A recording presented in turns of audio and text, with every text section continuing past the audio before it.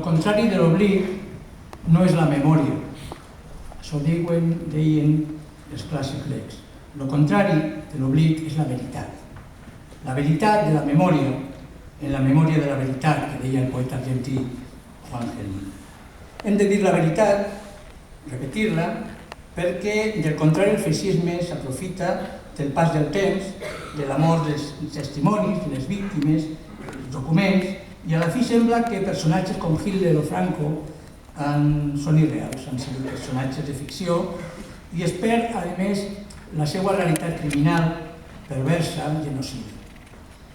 Jo crec que la transició, no crec jo, crec molta gent, va ser un temps molt dur per a la gent jove, per als que eren joves en aquest moment. Els morts, les víctimes de la transició, eren joves, joves estudiants i joves obrers, la majoria. Segons les xifres, no són xifres oficials, perquè oficialment no hi ha víctimes, a l'estat espanyol, des de novembre del 75 a octubre del 82, per posar els 7 anys definitius de la transició, més de 100 persones joves van morir víctimes de l'extrema dreta, de comandos feixistes, de paquets bomba, de tirs durant manifestacions, en assaltos inclús a cafeteries o pubs que la clientela tenia pinta una miqueta sospitosa per els feixistes. Aquesta xifra hem de sumar a més de 1.000 ferits que van necessitar atenció hospitalària, ferits per les forces de seguretat, les forces d'ordre públic, els feixistes ajudant-los, i si juntem totes les víctimes, aquestes víctimes de la violència de l'extrema dreta, de la violència institucional, de la repressió al carrer, que va ser molt important, si juntem a les víctimes de la violència política, totes les víctimes, també els grups d'altres significats, la xifra supera o arriba quasi a 3.000 persones. 3.000 persones mortes i ferides greument per qüestió política, per violència política. Jo crec que la transició, aquestes xifres mai se fan públiques o es queden una miqueta a la taula dels historiadors, alguns historiadors, i jo crec que la transició, evidentment, va tindre un preu en sang, un preu en dolor, i no va ser modèlica com ens han repetit els revisionistes de la realitat, també hi ha revisionistes de la realitat, que sempre estan al servei del poder contant-nos una història de despatxos meravellosos i de gent providencial que tenia molt clar per on anar. Jo crec que la maniobra va ser constant durant 30 anys, pràcticament des del principi, inclús, per exemple, si pensem una miqueta i ens donem compte que fins l'any passat, o fins fa pocs mesos, les víctimes de l'extrema dreta, com Miquel Grau, com Guillem, com Yolanda González, no eren reconegudes com a víctimes del terrorisme. No tenien el reconeixement legal de que eren víctimes del terrorisme. O sigui, això per una banda. Jo volia dir que la nit que van matar a Miquel Grau eren molts els que estaven pegant cartells el 9 d'octubre, se celebraria a València. Aleshores era el Dia Nacional del País Valencià, ara no sé el que és exactament, en aquest moment no això, nosaltres lluitàvem per tindre un dia nacional, o sigui, per tindre una nació, per ser una nació.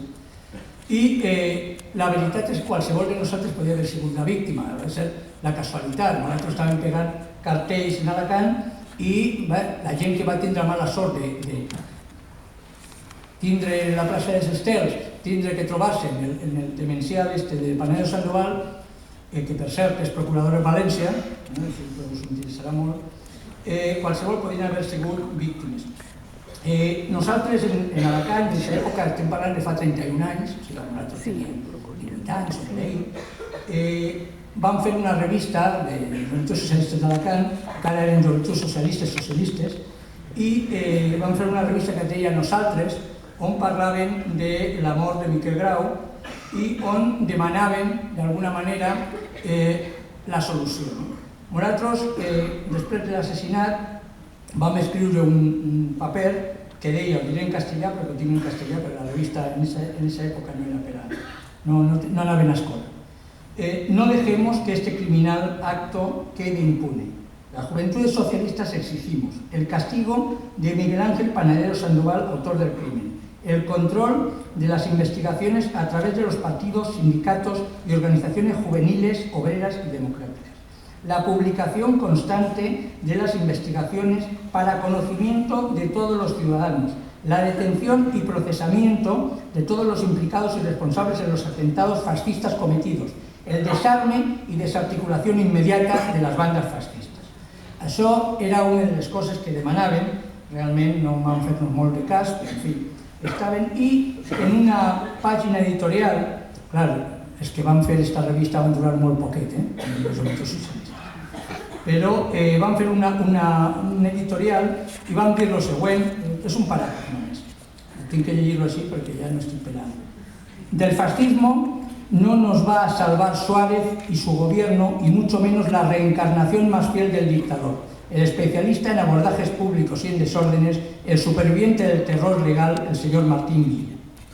A medida que la democracia avance, encontraremos más rabiosos a nuestros enemigos permanentes. Hemos de saberlo y en consecuencia actuar. Los camaleones que hasta ahora han sabido cobijarse en los colores del ascenso y la movilización popular se tornarán transparentes y enseñarán su veneno. Aislemos, pues, al fascismo civilizado, entre comillas, al de la represión institucionalizada. Defendámonos del fascismo salvaje, pero no les dejemos seguir. Son tareas urgentes e inaplazables. Ambos son hermanos siameses, aunque sus rostros adopten mascarillas distintas. Això és el que deien, i la veritat és que tindríem una miqueta de raó. Per acabar, vull dir que tant Guillem i Miquel, encara que va ocórrer en un temps històric diferent, jo crec que tenen moltes coses en comú. Jo crec que dos van ser víctimes de la violència feixista desenvolupada per gent també jove normalment, encara que